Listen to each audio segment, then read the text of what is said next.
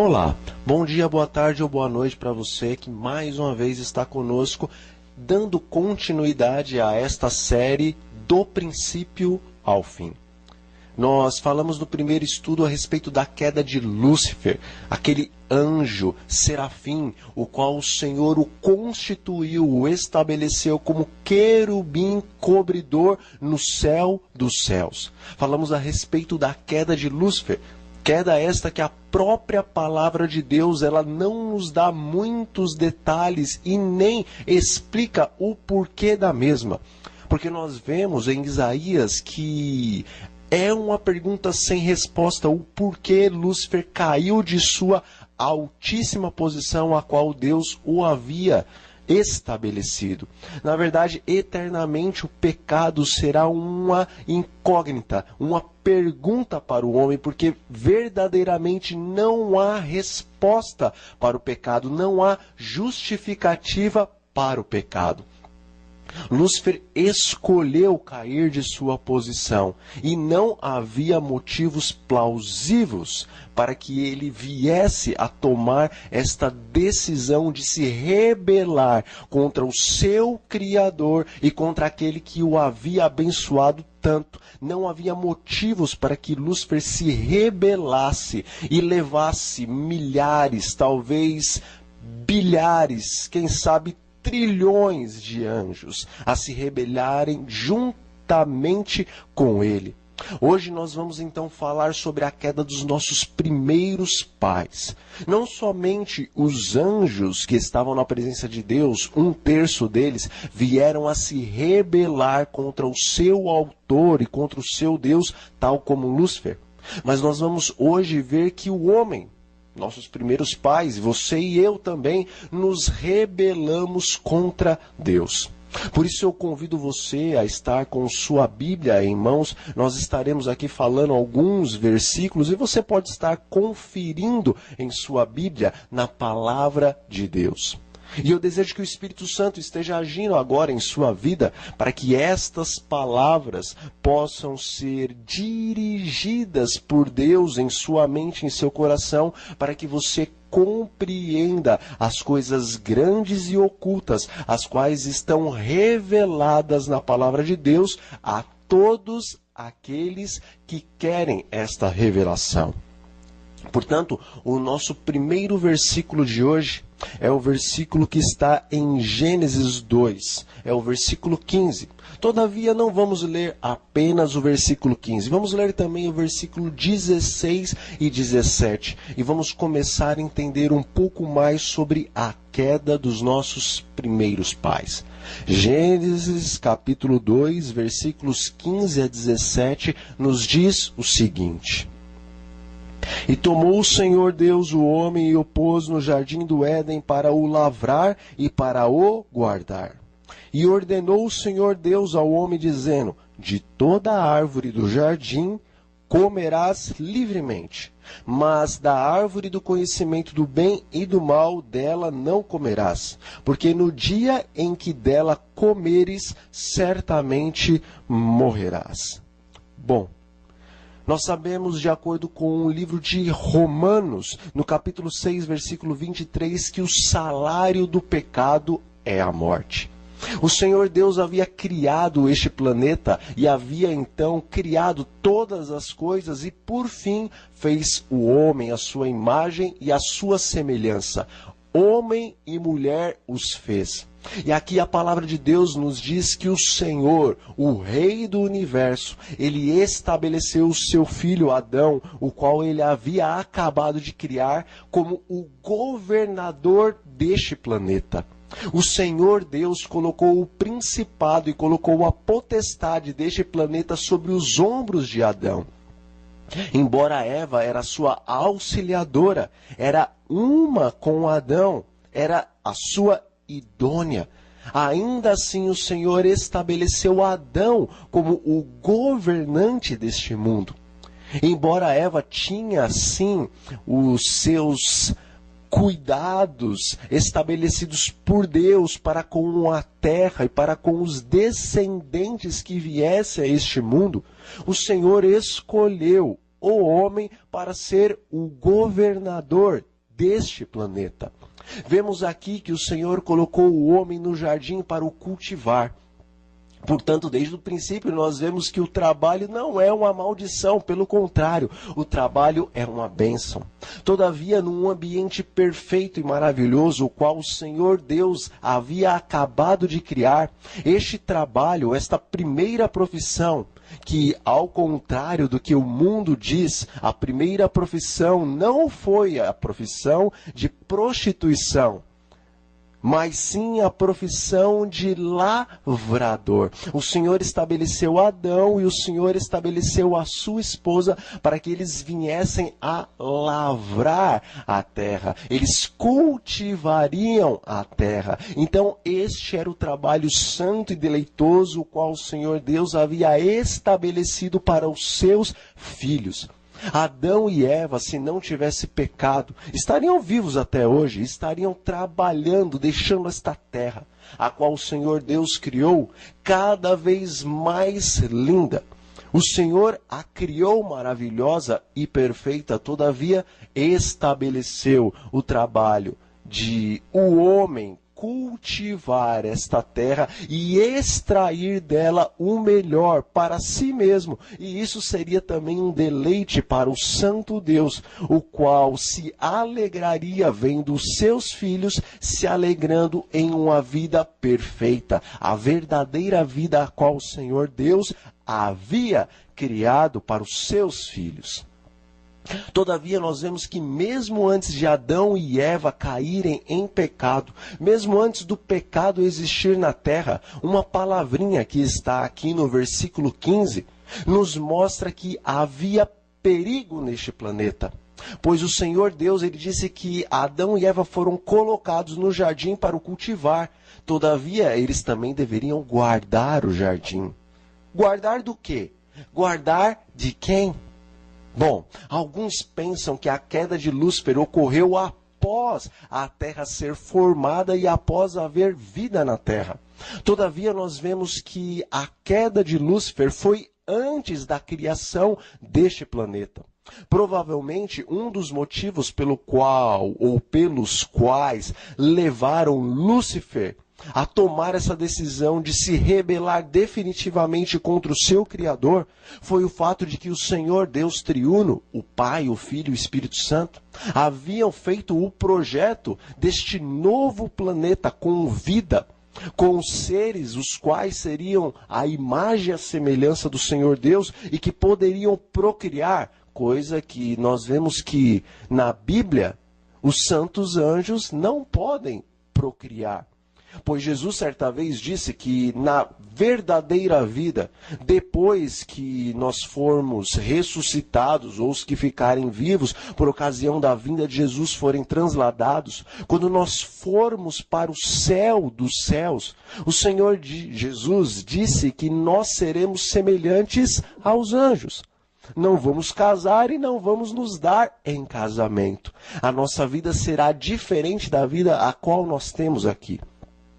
Será uma vida semelhante a que os santos anjos que estão na presença de Deus têm hoje em dia. Seremos, de acordo com a palavra do Senhor, reis e sacerdotes nesse reino glorioso, o qual o Senhor, desde a fundação do mundo, já havia preparado para você e para mim, pois Ele é um Deus onisciente. E o pecado não o pecou de surpresa. Ele sabia que o homem tomaria as suas decisões, a princípio, ao lado da rebelião, mas que um dia em Cristo se arrependeria e poderia ir para as mansões celestiais. Mas, enfim, no céu seremos semelhante aos santos anjos. Mas aqui na terra o Senhor designou que nós deveríamos nos procriar, nos multiplicar e encher a terra. Satanás, vendo os planos de Deus, ele certamente desejou participar da criação da terra. Ele não se conformou com a posição a qual o Senhor lhe havia dado como um dos querubins cobridores estabelecidos pelo Senhor. Ele não se conformou em ser a maior ou a quarta maior mente e o quarto maior poder do universo. Ele queria ser como Deus. Portanto, houve a queda antes mesmo da criação da terra, e provavelmente um dos motivos que Satanás alegou que estava se rebelando contra Deus, provavelmente foi que ele disse que o Senhor Deus era injusto, pois não permitia que ele viesse a participar da criação a qual o Pai, o Filho e o Espírito Santo participaria, sendo que se ele era o querubim cobridor, por que ele então não podia entrar nos propósitos, nos planos de Deus para também estar criando juntamente com o autor de todas as coisas? No céu nós teremos muito mais informações a respeito do que levou Lúcifer a esta loucura. Mas certamente, as coisas concernentes e os assuntos concernentes à criação deste planeta auxiliaram Lúcifer nessa sua loucura de se rebelar contra o Pai, o Filho e o Espírito Santo. Mas enfim, Deus havia dado então a ordem para Adão para que protegesse, para que guardasse o jardim, assim como toda a terra. O Senhor Deus também fez um teste a Adão e um teste a Eva, para ver se eles seriam fiéis. Pois a palavra do Senhor nos diz que se formos fiéis até a morte, receberemos a coroa da vida. Na verdade, mesmo antes do pecado, o Senhor havia estabelecido um teste de fidelidade para os seus filhos, os quais ele havia criado há pouco tempo. O teste da fidelidade era o seguinte: de todas as árvores maravilhosas, as quais o Senhor Deus havia criado e colocado ali no jardim do Éden, Adão e Eva poderiam comer livremente das mesmas. Todavia, de uma árvore, a qual o Senhor chamou de árvore do conhecimento do bem e do mal, esta o Senhor disse que Adão e Eva não poderiam comer, pois no dia em que eles desta árvore do conhecimento do bem e do mal viessem a comer, certamente eles morreriam. Deus é muito bom e é muito justo. Aqui nós vemos a bondade de Deus em conceder o livre arbítrio para os seus filhos. O Senhor não criou robôs para o adorarem de acordo com uma programação a qual o Senhor faz no coração e na mente dos seres, os quais Ele cria. O Senhor cria seres perfeitos, assim como Ele é perfeito. E assim como Deus tem livre-arbítrio, assim como o Senhor, no princípio de todas as coisas, poderia ter escolhido ser mal, mas Ele escolheu ser amor, assim também o Senhor, que cria os seus filhinhos à sua imagem e à sua semelhança, Ele concede o livre-arbítrio para que esses seus filhos sejam semelhantes a Ele no amor, ou, se preferirem serem algo diferente, eles podem também escolher. Por isso o Senhor Deus fez esse teste de fidelidade. Ele precisava provar os seus filhos para ver se eles realmente poderiam continuar desfrutando do grande presente que o Senhor Deus havia lhes dado, que era a vida e que era este planeta. Veja, Adão e Eva eram somente pó, eles eram terra. Mas o Senhor Deus os criou e os formou à sua imagem e semelhança, e soprou em suas narinas o fôlego de vida, e eles passaram a ser alma vivente. É muito grandioso e maravilhoso o que o Senhor Deus fez por eles, não é verdade? Eles eram somente terra e passaram a ser semelhantes ao Senhor Deus, tendo livre-arbítrio, tendo inteligência e tendo governo, tendo a potestade, tendo o principado deste maravilhoso planeta, o qual o Senhor Deus havia criado para eles. Será que é muito este pequenino teste de fidelidade, o qual o Senhor havia colocado ali no jardim do Éden? O Senhor Deus deu tudo para eles, e o principal, a vida. E disse: de tudo que eu criei, vocês podem utilizar livremente. É um presente meu para vocês. Mas da árvore do conhecimento do bem e do mal, dessa vocês não devem comer. O Senhor Deus, que é onisciente, Ele conhece o mal, Ele sabe o que é o mal. E Ele também sabe o que é o amor, porque Ele é o amor e Ele é o bem. Todavia o Senhor dá o livre-arbítrio. Se as suas criaturas quiserem conhecer o mal, elas podem. Todavia, no reino perfeito que o Senhor Deus criou em todo o universo, o mal, ele não pode persistir eternamente. O Senhor Deus, em seu plano eterno, havia estabelecido esta regra. Se um dia os nossos filhos, os quais criarmos a nossa imagem e semelhança do amor, se um dia eles escolherem serem rebeldes, se um dia eles escolherem serem maus, se um dia eles escolherem o ódio em vez da bondade, então nós não poderemos permitir que esta mancha negra que se chama pecado venha a permanecer em nosso reino perfeito por toda a eternidade. Pois como o reino perfeito de Deus seria feliz e maravilhoso e alegre por toda a eternidade se a mancha do pecado continuasse existindo? Portanto, todos aqueles que decidem serem diferentes de Deus, todos aqueles que decidem transgredir a santa e perfeita lei de Deus para viver a lei do pecado, a lei da rebeldia, um dia estes terão que arcar com as consequências da transgressão da lei. Porque o salário do pecado, o pagamento do pecado, o pagamento da transgressão da santa e divina lei, a qual é o caráter santo e amoroso de Deus, o pagamento da transgressão dessa lei é a morte, e a morte eterna. Deus é justo. Nunca duvide disso. Injusto e mau é Satanás e todos aqueles que o seguem. Porque haverá um dia, meus irmãos e minhas irmãs, meus amigos e minhas amigas, haverá um dia, diz as Santas Escrituras, que todo o joelho, inclusive o joelho de Satanás e dos que se rebelaram com ele, quer no céu, quer na terra, todo o joelho se dobrará diante do Senhor Jesus Cristo e confessará que justos e verdadeiros são todos os caminhos do Senhor, o Rei dos santos.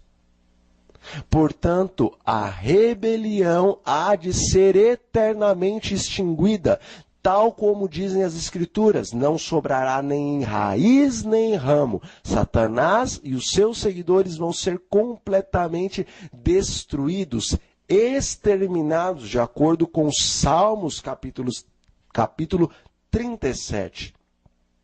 Todavia, antes dos rebeldes serem exterminados e se desfazerem como fumaça, de acordo com o que o profeta e rei Davi nos diz no livro de Salmos, antes disso acontecer, todos os ímpios, por livre e espontânea vontade, vão se curvar diante do Rei do Universo naquele dia de juízo e declarar que todas as leis, todos os mandamentos, todos os juízos de Deus são santos, são perfeitos, são corretos e são eternos. E todos os ímpios, inclusive Satanás e os seus anjos, declararão que eles merecem a morte eterna.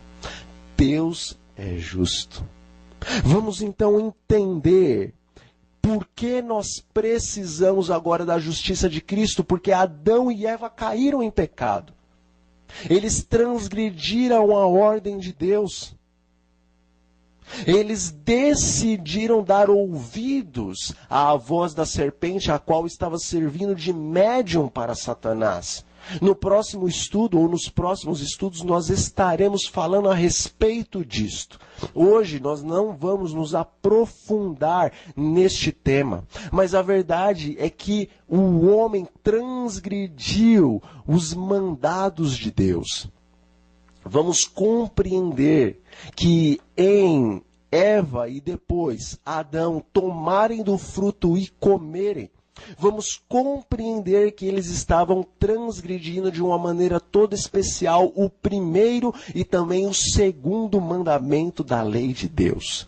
E agora, Deus, em sua justiça, embora ele também seja amor, o Senhor havia de cumprir a sua palavra, a qual não muda. Pois aquilo que sai da boca de Deus, a sua palavra não volta vazia. E se ele disse para os nossos primeiros pais, que se eles comessem do fruto do conhecimento do bem e do mal, certamente morreriam, então, comendo eles do fruto, certamente eles deveriam morrer. Mas, por que eles não morreram? Será que Deus foi injusto com Satanás e os anjos que com ele se rebelaram? Porque a palavra de Deus nos diz que o fogo está preparado para Satanás e para os seus anjos. Mas o fogo não está preparado para o homem.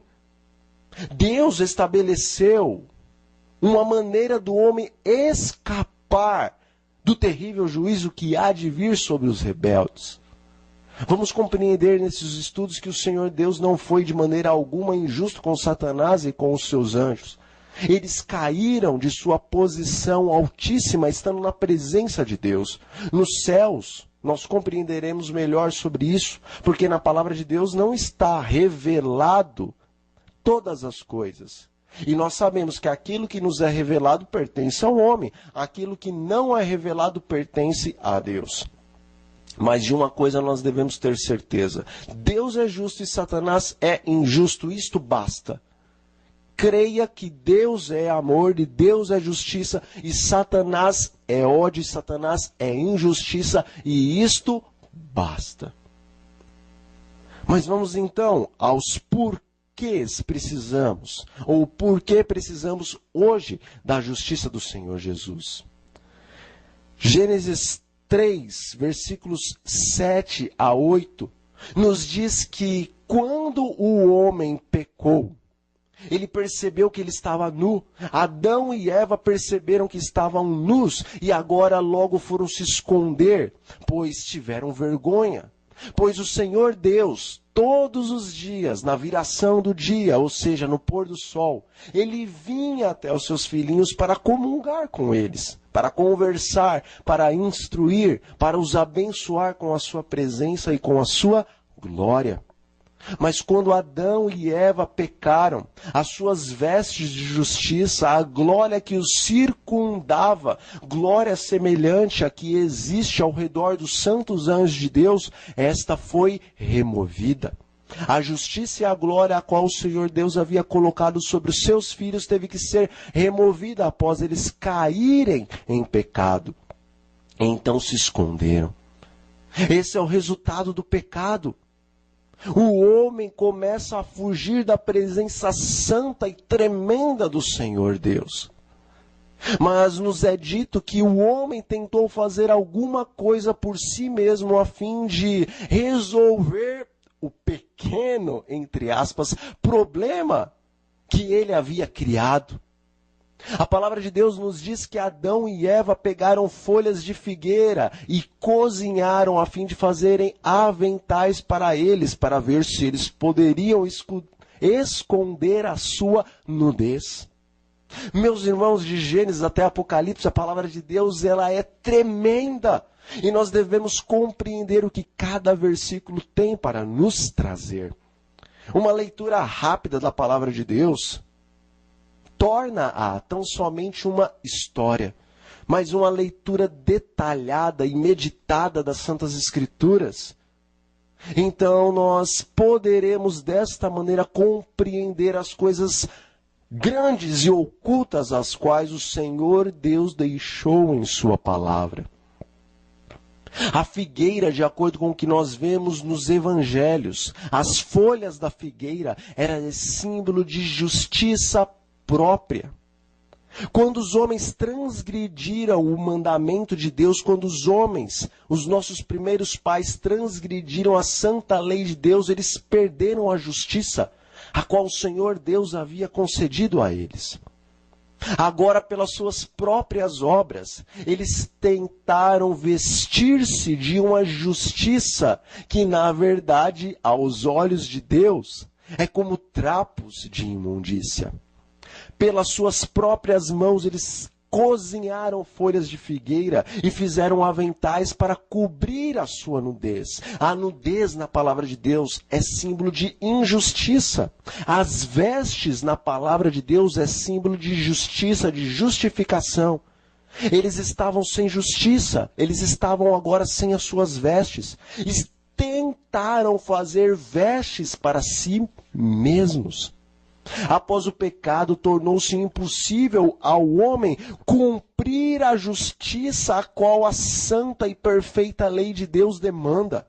Porque após o homem cair, ele se tornou imperfeito e a lei de Deus é perfeita, tal como o caráter daquele que a fez, que é o Senhor Deus, o qual estabeleceu o seu caráter em sua própria lei. Agora, após a transgressão, tornou-se impossível ao homem guardar os mandamentos do Senhor. E nós vemos aqui que na ação de Adão e Eva, em fazerem para si aventais com folhas de figueira, eles estavam com as suas próprias obras, tentando se justificar, tentando esconder a sua injustiça aos olhos do Senhor Deus. Mas nós vemos nos evangelhos que o Senhor Jesus, ele nos dá um exemplo do que acontecerá com todos aqueles que querem, por intermédio de suas obras, justificarem-se na presença do Senhor. Jesus, ele estava passeando com os seus discípulos. Então ele viu uma figueira cheia de lindas e verdes folhas. Mas Jesus, ele quer frutos. Não adianta somente você e eu, a tua e a minha igreja, ser como uma figueira cheia de folhas, pois o Senhor espera os frutos de bondade, os quais somente a lei do Senhor inscrita pelo dedo do Espírito Santo, no teu e no meu coração, podem nos conceder. Aquela figueira a qual aparentemente era muito bela, quando Jesus foi procurar os frutos nela, não haviam frutos. E então o Senhor amaldiçoou aquela figueira e ela secou-se para sempre. A figueira e as folhas são o símbolo do homem e das justiças próprias do mesmo. O Senhor, ele espera os frutos de bondade, o qual somente Ele mesmo pode nos conceder. Todos aqueles que buscam a salvação por intermédio de obras da lei, por intermédio de obras de caridade, estes são como uma figueira cheia de folhas, mas que não existe na mesma verdadeiros frutos, de acordo com a visão de Deus. Isaías disse que todas as nossas boas obras, todas as nossas justiças, aos olhos do Senhor, são como trapos de imundícia. Todas as nossas boas obras são como folhas verdinhas da figueira aos olhos dos homens. Mas o Senhor não está interessado em folhas verdinhas.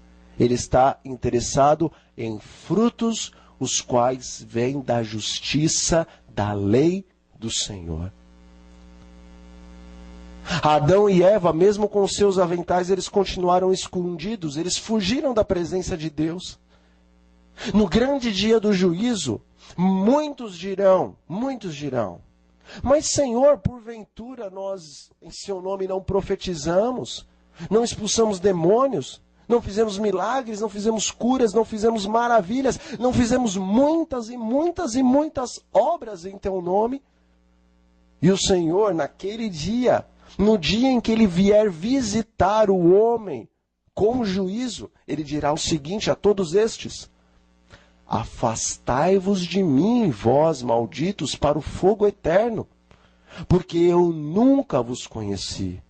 Afastai-vos de mim, vós que transgridem a lei do Senhor, vós que cometeis pecado. Continuaram a transgredir a lei do Senhor.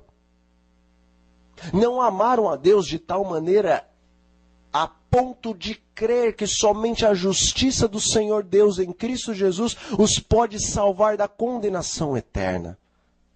Conheceram a Deus, creram em Jesus Cristo, mas não se entregaram verdadeiramente, tal como Satanás e os demônios que creem e tremem na presença de Deus. Assim são todos esses que naquele dia ouvirão essas palavras. Eles creem em Deus, creem que Jesus Cristo é o Filho de Deus, eles creem sim que a salvação é só por intermédio do Senhor Jesus Cristo, mas eles não se firmam na verdade de Deus, e a palavra do Senhor Deus diz que a verdade do Senhor está na lei do Senhor, mas eles não querem para si a lei de Deus, a qual é obtida por intermédio da justiça de Cristo e por intermédio do poder do Espírito Santo habitando em nossos corações.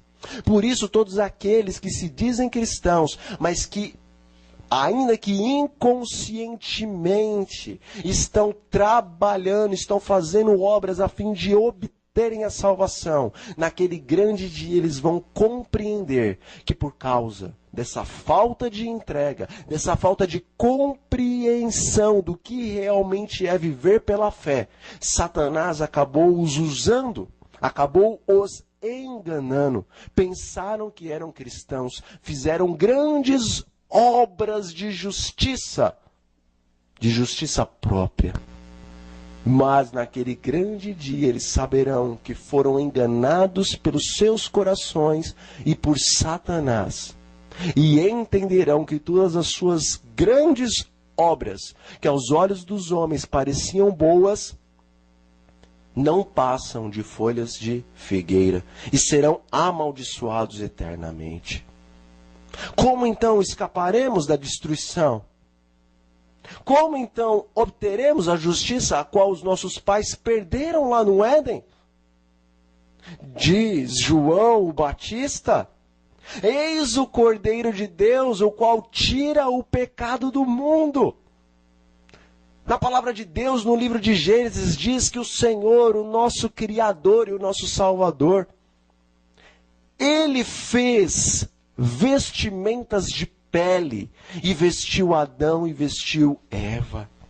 Os aventais os quais Adão e Eva fizeram para si mesmos, de nada adiantou. O Senhor sim fez vestes para vestir os seus filhos, os quais estavam nus e sem justiça.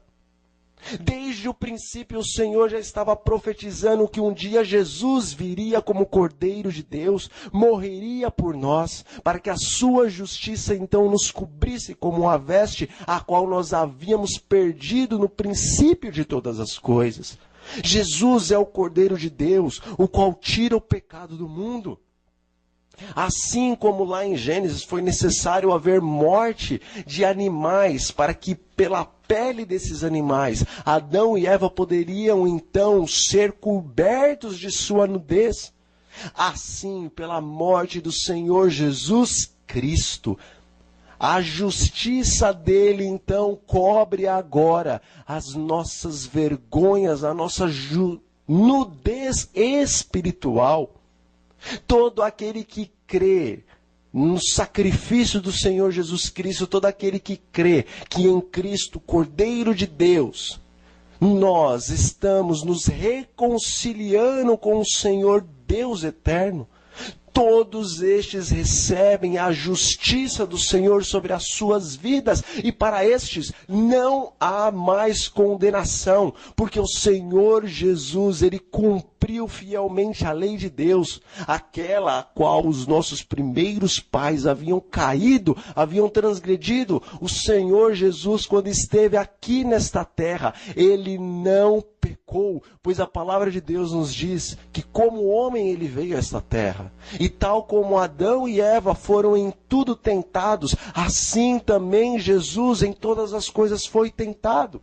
Assim como Adão e Eva foram tentados com relação ao paladar, com relação à autossuficiência, com relação ao desejo de obterem todas as coisas, as quais na verdade aqui neste planeta já eram deles. Mas assim como eles foram tentados por Satanás e caíram, Jesus foi tentado por Satanás ali no deserto da tentação, mas ele não caiu. Nos 33 anos que Jesus passou aqui nesta terra, ele foi tentado para transgredir a santa lei de Deus, mas ele não transgrediu. Ele foi perfeito em todos os seus caminhos. E após ele morrer em seu lugar e em meu lugar, foi estabelecido que todo aquele que cresce que a justiça de Cristo, a vida santa e pura de Cristo, é suficiente para salvar aqueles que se tornaram não apenas os seus filhos, mas os seus irmãos. Todos aqueles que crerem recebem de graça a justiça do Senhor Jesus. Portanto, meu irmão, não importa o que você fez, não importa o que eu fiz, porque para Deus não existe pecadão e não existe pecadinho. Não importa se você matou, não importa se você fez coisas talvez mais grandiosas e abomináveis do que isso, se é que pode existir algo mais abominável que matar outra pessoa. Mas a verdade é que todos nós pecamos e todos nós precisamos da glória de Deus. E o Senhor perdoa a todos. Não existe pecado grande demais, não existe abismo profundo demais que Deus não nos possa resgatar em Cristo Jesus. Na cruz Ele pagou os teus, Ele pagou os meus pecados. Aos olhos dos homens existem classificações de pecados, pecados menores e pecados maiores, mas aos olhos de Deus, quer façamos pecados pequenos ou pecados grandes, no final das contas vamos todos morrer se não aceitarmos a justiça de Cristo. Adão e Eva tão somente tomaram um fruto e comeram um fruto qual o Senhor Deus disse que não era para comer, e por conta disso, transgredindo eles, assim é claro, nessa ação, os primeiros mandamentos, eles se tornaram dignos de morte eterna. Para Deus não existe pecadinho e pecadão, todos os pecados levam à morte eterna, levam à condenação eterna, levam ao abismo eterno. Mas em Cristo Jesus todos os pecados são purificados. O Senhor Deus, Ele disse que se nós crermos nele, se nós aceitarmos a sua justiça, então os nossos pecados serão apagados. Ele diz que Ele pega os nossos pecados e Ele lança na profundeza do mar. Isso é uma ilustração para nós entendermos que o Senhor Deus esquece da nossa transgressão quando nós aceitamos a sua justiça. Aceite agora a justiça de Cristo. Está escrito que todo aquele que crer e for batizado, este será salvo. Não existe aqui ponto, vírgula e entre aspas. A verdade é que todo aquele que for batizado e que antes crer, este será salvo. Deus está falando ao teu coração e Deus está falando ao meu coração. Se creres e for batizado, não importa o que até aqui você fez, eu te salvarei no último dia. E se porventura daqui para frente, após você ter sido batizado, você vier a cair em pecado, está escrito: filhinhos meus, estas coisas que vos escrevo, é para a vossa santificação, é para que não pequeis, é para que não venhais a cair em tentação. Todavia, se pecardes, vocês têm um advogado diante de Deus lá no céu, Cristo Jesus, homem, Deus, Deus, homem. Ele está intercedendo por ti e por mim. E se daqui para frente você pecar, então fale com o seu advogado, ele vai interceder junto ao Pai e novamente as suas transgressões serão apagadas. Quando a terra então será reentregue ao homem? Porque nós sabemos que após a transgressão de Adão e de Eva, esta terra, a qual era dos nossos primeiros pais, passou a ser de Satanás. Que coisa estranha! Que absurdo! Infelizmente, nós vemos aqui que esta grande mente, a mente do inimigo, Ela consegue fazer muitas proezas. E uma delas, infelizmente, foi tomar o poder das mãos de Adão. Diz o livro de Jó, no capítulo 1, nos versículos 6 e 7, que certo dia, não na terra, mas nos céus, os filhos de Deus se reuniram. Quem são esses filhos de Deus? Os anjos? Não somente os anjos. Você já deu uma olhadinha nas estrelas? Com certeza você não as pode contar. Mas vá ao Google e procure a respeito das maravilhas e das inúmeras galáxias que existem em nosso universo. Você crê mesmo que Deus criou à sua imagem e semelhança somente você e eu e os santos anjos? Oh, meus amigos e minhas amigas, é bem verdade que algumas coisas nós só conheceremos nos céus dos céus. Mas o livro de Jó aqui nos mostra e nos apresenta esta cena.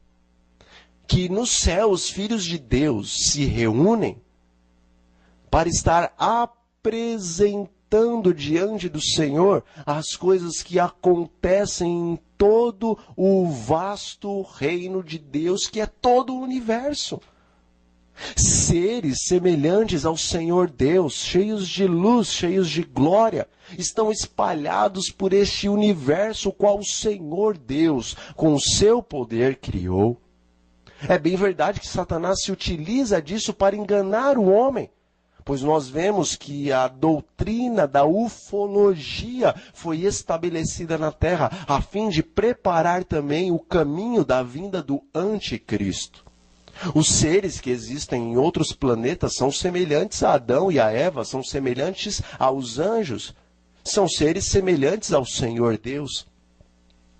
E estes seres, principados e potestades que existem nos outros planetas, os quais o Senhor Deus criou, eles se reúnem de quando em quando na presença do Senhor Deus, a fim de apresentarem as coisas que estão acontecendo no universo.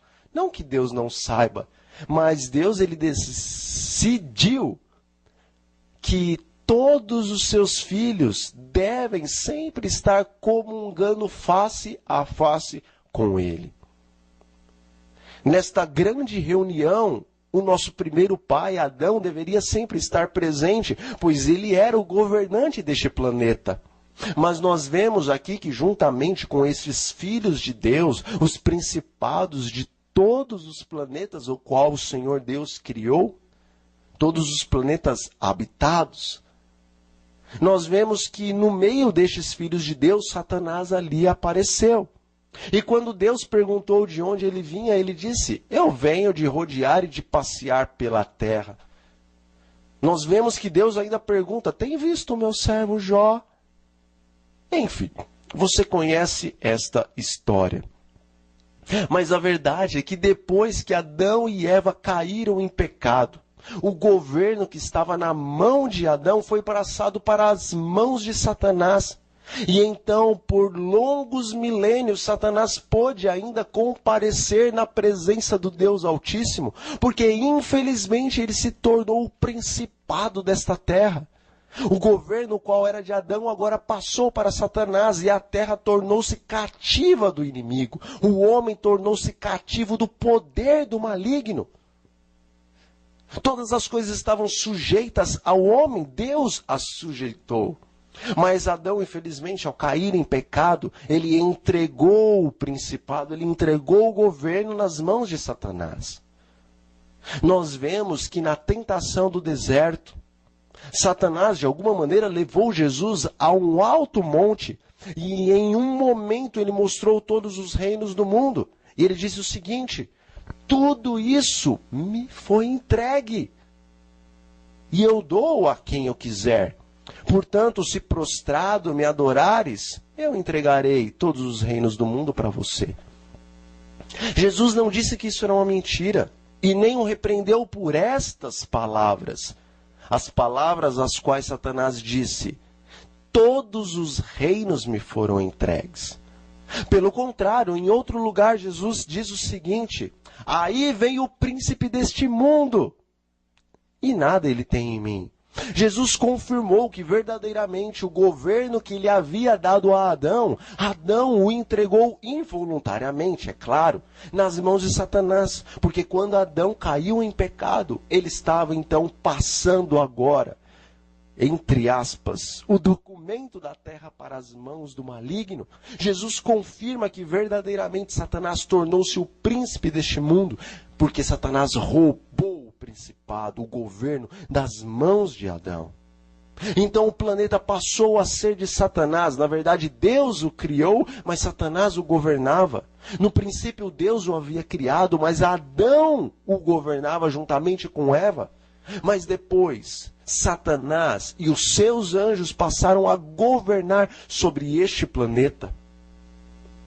4.000 anos de governo e de principado, de potestade,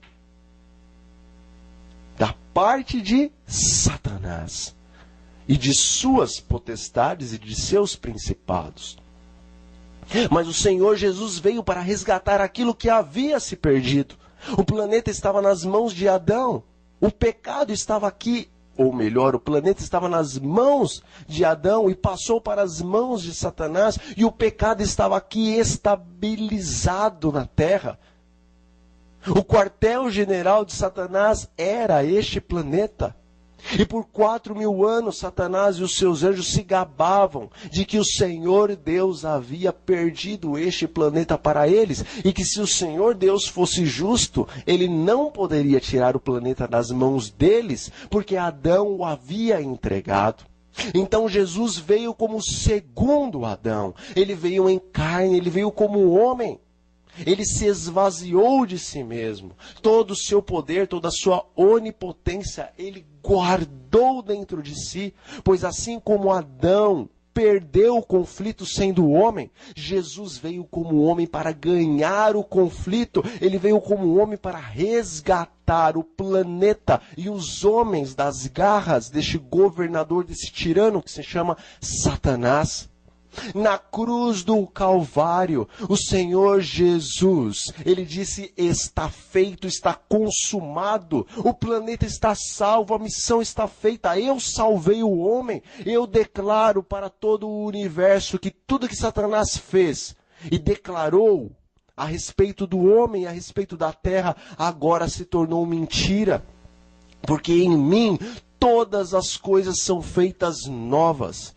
E o poder e o principado que fora dado a Satanás agora é colocado sobre os ombros do Senhor Jesus. Agora o Senhor Jesus se torna o príncipe da paz, a potestade maior deste mundo. E expulso foi então, após a morte do Senhor Jesus Cristo, Satanás e os seus anjos do governo deste planeta. Mas quando então que a terra vai ser devolvida aos homens, já que o Senhor Jesus, na cruz do Calvário, há 2.000 anos atrás, resgatou este planeta? A palavra de Deus, em Mateus, no capítulo 5, versículo 5, nos diz, meus irmãos, que os mansos hão de herdar a terra. Nós vemos em 1 Tessalonicenses, abra sua Bíblia aí em sua casa, vamos ler 1 Tessalonicenses, capítulo 4, versículos 13 a 17, o que o Senhor Deus nos diz a respeito de quando a terra há de ser devolvida para o homem. E a palavra de Deus nos diz o seguinte, Paulo falando: não quero, porém, irmãos, que sejais ignorantes acerca dos que já dormem, ou seja, dos que estão mortos, para que não vos entristeçais como os demais que não têm esperança. Porque se cremos que Jesus morreu e ressuscitou, assim também aos que em Jesus dormem, Deus os tornará a trazer com ele. Deus dará novamente vida a estes, tal como deu vida ao Senhor Jesus, quando este estava ali por 3 dias naquele túmulo. Versículo 15. Dizemos-vos, pois, isto pela palavra do Senhor, que nós, os que ficarmos vivos para a vinda do Senhor, não precederemos os que dormem. Porque o mesmo Senhor descerá do céu com alarido e com voz de arcanjo e com a trombeta de Deus. E os que morreram em Cristo ressuscitarão primeiro. Depois nós, os que ficarmos vivos, seremos arrebatados juntamente com eles nas nuvens, a encontrar o Senhor nos ares, e assim estaremos para sempre com o Senhor. Vamos começar a compreender melhor quando que a terra será devolvida ao homem, quando o governo deste planeta será devolvido aos mansos, aos que foram salvos e resgatados por Cristo Jesus.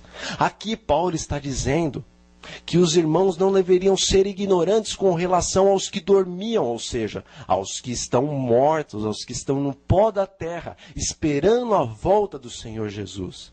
Porque ele disse que quando Jesus voltar pela segunda vez, todos aqueles que morreram crendo, confiando na promessa de Jesus, na promessa da ressurreição, pois Jesus disse que no último dia, todos aqueles que creram hão de ressuscitar.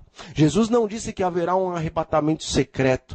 Ele usou ilustrações para explicar como seria a sua segunda vinda, principalmente com relação aos que estiverem vivos. Mas Jesus disse claramente que no dia de sua segunda vinda, de acordo com estes versículos, de acordo com Mateus capítulo 24, ele diz que quando ele voltar pela segunda vez, então ele dará ordens, e todos aqueles que morreram confiando nele vão ressuscitar. Ele disse também que todos aqueles que estiverem vivos, e é lógico, os que estiverem vivos e que creem nele, no dia de sua segunda vinda, eles serão transformados, transladados, e de maneira nenhuma eles subirão aos céus antes daqueles que foram ressuscitados. Pelo contrário, naquele grande dia da segunda vinda do Senhor Jesus Cristo, os mortos em Cristo vão ressuscitar com seus corpos glorificados, sem as manchas e as imperfeições do pecado. Ressuscitaremos resplandecentes, com a formosura de jovens, tal como Adão e Eva possuíam antes de caírem em pecado. Todos aqueles que estiverem vivos, em um momento, em um abrir e fechar de olhos, a voz do Senhor Deus, o Pai, a voz do Senhor Jesus Cristo, a voz do Santo Espírito, estes serão em um instante transformados à imagem e à semelhança do Senhor Deus. Então este corpo, que é corruptível, será revestido da incorruptibilidade. E então, revestidos da incorruptibilidade, todos nós, tanto os que ressuscitaram, como os que estiveram vivos, subiremos aos céus. Pois o Senhor Deus, quando voltar pela segunda vez a esta terra, não colocará os seus pés aqui, mas ele estará nas nuvens, e os santos anjos serão enviados a fim de arrebatarem e de levarem para a presença do Senhor todos os seus salvos. Então nós perceberemos que aqui nós vamos agora para uma viagem intergaláctica, para os céus dos céus, aonde o Pai, o Filho e também o Espírito Santo habitam, o paraíso de Deus, aonde os santos anjos estão na presença do Senhor Deus, constantemente adorando: Santo, Santo, Santo é o Senhor Deus, o Criador de todas as coisas. A sua glória se manifesta em toda a criação. Ali nós estaremos como sacerdotes e também como reis na presença do Altíssimo. Nós estaremos diante do grande trono branco de marfim, no qual é uma joia preciosíssima, que se encontra no céu dos céus, onde o Senhor Deus triuno se assenta e onde os querubins estabelecidos por Deus ali também estão. Vemos na palavra de Deus, no Apocalipse, no capítulo 20, que por 1000 anos os salvos estarão lá nos céus dos céus, na presença de Deus. Todos aqueles que na segunda vinda de Cristo forem ressuscitados, e também aqueles que forem transladados, esses serão levados para os céus. A palavra de Deus no livro do Apocalipse diz que os que ficarem, os ímpios, Esses vão morrer por causa da presença gloriosa de Deus e por causa do sopro de sua boca. Então, por 1000 anos, diz a palavra de Deus, em Apocalipse capítulo 20, os santos estarão nos céus dos céus, na presença do Altíssimo. Estarão revisando a vida de todos aqueles que vão se perder eternamente, para confirmar a justiça do Senhor Deus. Porque todos os santos também confirmarão que Deus é justo em levar alguns e deixar outros por causa das escolhas que cada ser humano fez e ainda há de fazer. Havemos até de participar do julgamento dos anjos, dos que caíram, é claro. Diz assim a palavra de Deus. Mas a verdade é que a santa cidade do Senhor, diz o livro do Apocalipse, diz também o Senhor Jesus Cristo, a santa cidade há de descer dos céus, ataviada como uma noiva, preparada para o seu marido. O marido da cidade santa é o Senhor Jesus Cristo.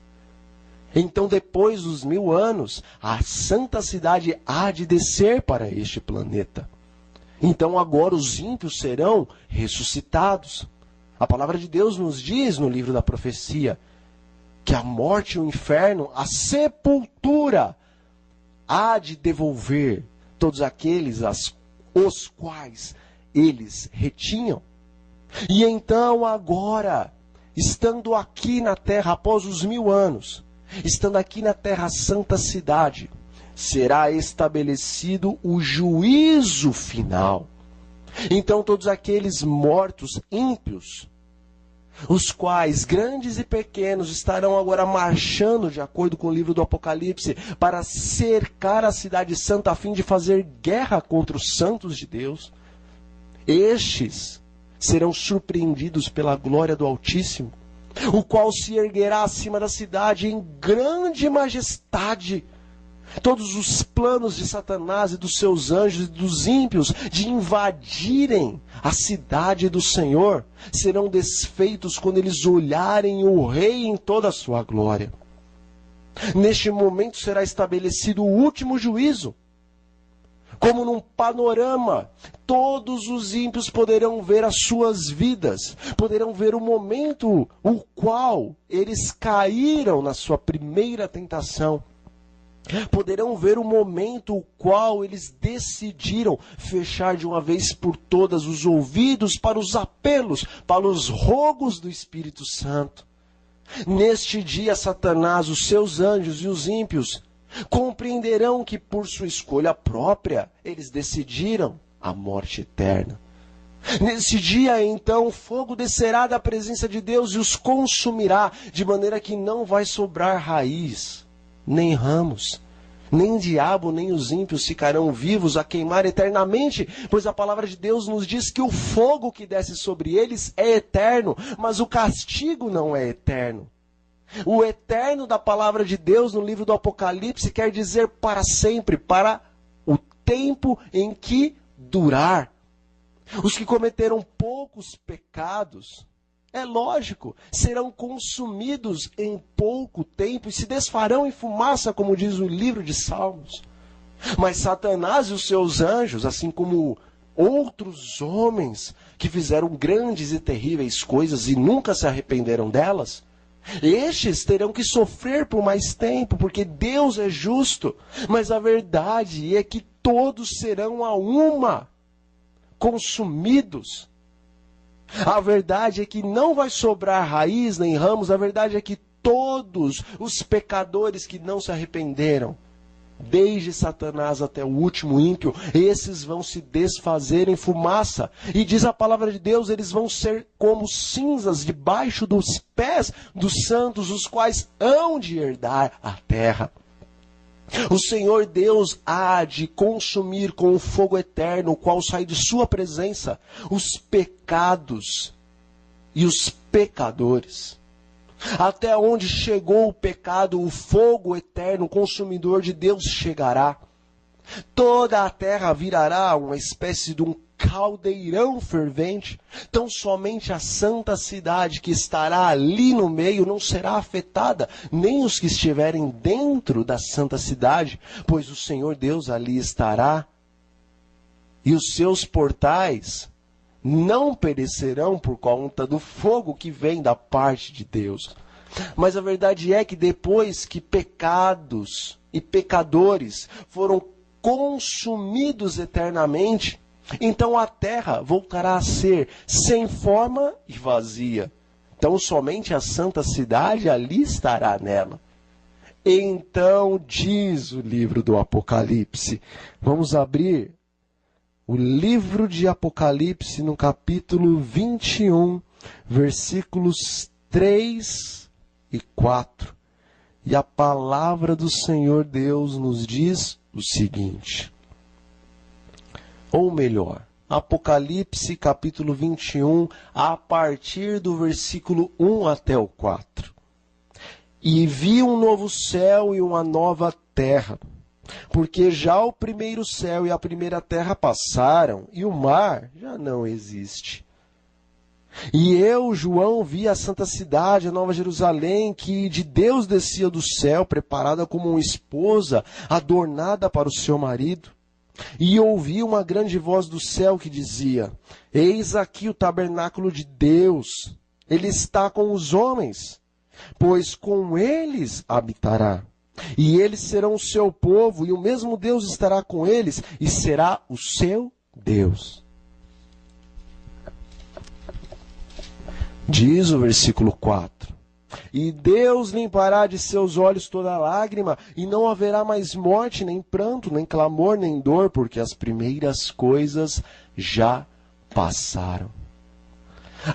Após os 1000 anos, após o grande julgamento, após a destruição dos pecadores, de todo o pecado que impregna o ar desta terra, após todas as obras do maligno serem desfeitas pelo fogo eterno, então agora o Senhor Deus, Pai, Filho e Espírito Santo, eles reiniciarão a obra de criação, eles começarão a fazer novamente o que eles mais gostam de fazer: criar coisas perfeitas para o deleite deles e para o deleite de seus filhos. Há um comando novamente, a luz há de aparecer nessa terra. Há outro comando novamente, as águas hão de ser separadas. Águas por cima do firmamento, águas por debaixo do firmamento. Mas um comando, a parte seca há de aparecer. Um comando da voz daquele que é eterno e que é onipotente. Então, toda a vegetação há de se formar. O Senhor criará novamente vida neste planeta, animais mais belos do que os primeiros os quais Ele criou, porque está escrito na palavra do Senhor que aonde o pecado abundou, a graça superabundou. O Senhor Deus eterno há de formar todas as coisas, e novamente ali no 7º dia o Senhor finalizará a sua obra. E Deus mais uma vez há de abençoar, há de santificar este maravilhoso dia, o qual comemora o dia de sua criação. O 7º dia, diz a palavra de Deus no livro de Isaías, ele será ainda guardado por toda a eternidade, porque toda a carne de um sábado ao outro sábado há de vir adorar na presença de Deus. O número 7 é o número da perfeição. O Senhor Deus não muda as coisas que Ele estabeleceu eternamente. Lá no Jardim do Éden, quando não havia pecado, o Senhor Deus estabeleceu o sábado. E nós vemos em Isaías que na nova terra, no novo céu, o qual será aqui neste planeta, o sábado novamente será o sinal entre Deus e o seu povo, um sinal eterno. Deus estabeleceu um dia para que Ele se deleite no homem e o homem se deleite nele. Até mesmo na eternidade nós teremos esse maravilhoso descanso. Descanso esse, o qual nós estaremos juntamente com os santos anjos e com os serafins e com os querubins da presença de Deus, unindo as nossas vozes em uníssono, clamando que Deus é santo e é eterno e é bondoso e é compassivo, é clemente, é maravilhoso, é grande, tremendo. É para isso que o sábado existe. O sábado foi feito por causa do homem. E não o homem por causa do sábado. O sábado foi feito para ser um deleite eterno, para a criação de Deus. Todos os mundos em todo o universo sabem o que quer dizer feliz sábado. Pois está escrito que o Senhor Deus fará todo aquele que desvia o seu pé de profanar o sábado, cavalgar nos montes. Pois assim os reis faziam, cavalgavam nos montes. O Senhor Deus criou um dia para ser um descanso e um deleite eterno para você e para mim, meu irmão e minha irmã, meus amigos. Aceite toda a justiça de Deus, toda a lei de Deus. Faça parte deste novo governo que começa agora, pois a verdadeira vida começa quando nós aceitamos a justiça de Cristo em nosso favor. Deus te chama, e quando Ele te chama, e tu não vens, para onde vais então? Volta para o mundo e para tudo o que o mundo tem? Mas volta triste, como ninguém. Vem para Jesus, ainda há tempo. Os últimos acontecimentos da profecia estão ocorrendo agora nos nossos dias. Mas a palavra de Deus nos diz que uma multidão tomará uma firme decisão ao lado do Senhor Jesus. Embora esta multidão, comparada aos ímpios, se torna um pequeno povo, o qual a palavra de Deus o chama de remanescente, ainda assim é uma grande multidão, a qual é chamada de as primícias, ou seja, os melhores, os mais privilegiados no reino eterno e perfeito, o qual Deus há de criar, ou recriar. Nesse momento eu convido você, meu amigo e minha amiga, também a você, meu irmão e minha irmã, a fechar os seus olhos. Vamos abaixar as nossas cabeças e vamos falar com o nosso Deus e com o nosso Pai. Oremos.